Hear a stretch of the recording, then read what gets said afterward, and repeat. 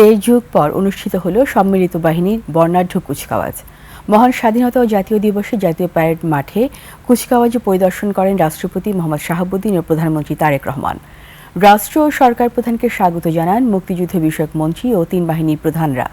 মনোমুগ্ধকর এই কুচকাওয়াজ ও fly past উপভোগ করেন সর্বস্তরের মানুষ। আকবর হোসেন সুমনের রিপোর্ট।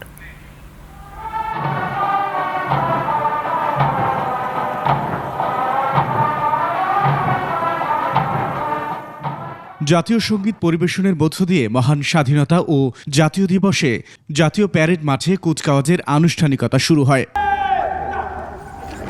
সশস্ত্র বাহিনীর সর্বাধিনায়ক রাষ্ট্রপতি মোহাম্মদ শাহাবুদ্দিন ও প্রধানমন্ত্রী তারেক রহমানকে সম্মান জানিয়ে দেয়া হয় গার্ড অব অনার। পরে মিলিটারি পুলিশের মোটর শোভাযাত্রা নিয়ে প্যারেড গ্রাউন্ডে কুচকাওয়াজ পরিদর্শন করেন রাষ্ট্রপতি। গ্রহণ করেন সামরিক অভিবাদন। দেড় যুগ পর স্বাধীনতা দিবসে সম্মিলিত বাহিনীর এই বর্ণাঢ্য কুচকাওয়াজের আয়োজন।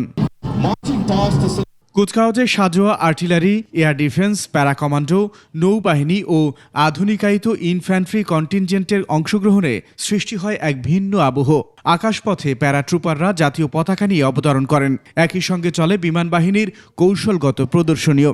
সবশেষে MiG-29 যুদ্ধ বিমান রাষ্ট্রপতি ও প্রধানমন্ত্রীকে সালাম জানিয়ে প্রদর্শনীর সমাপ্তি টানে। কুচকাওয়াজ ও ফ্লাই পাস্ট উপভোগ করেন শিশু কিশোর সহ বিভিন্ন বয়সের হাজারো দর্শনার্থী। বাংলাদেশ নৌবাহিনী। আকবর হোসেন সুমন, 21 টেলিভিশন, ঢাকা।